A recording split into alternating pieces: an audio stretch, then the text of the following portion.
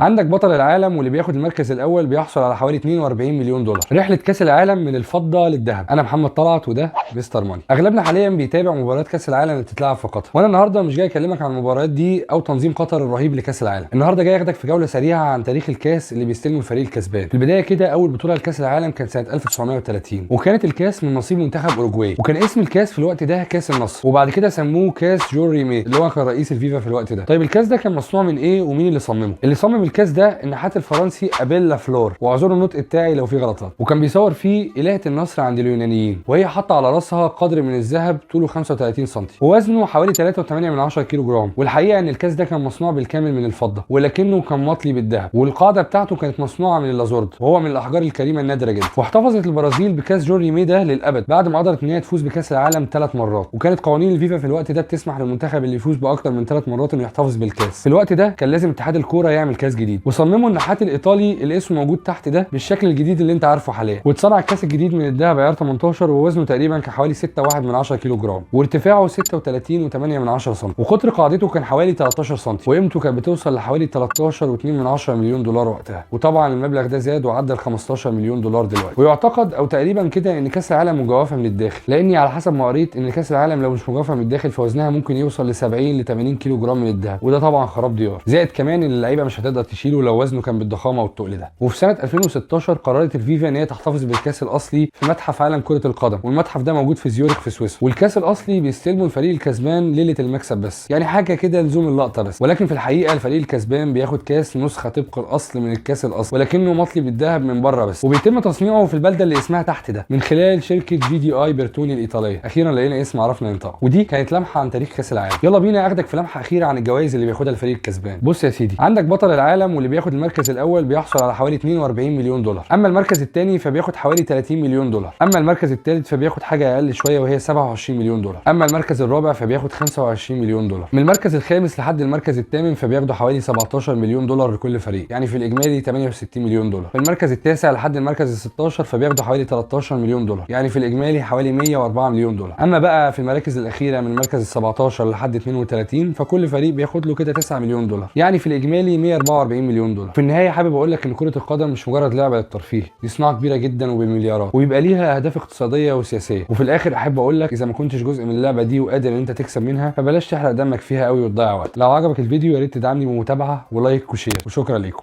سلام.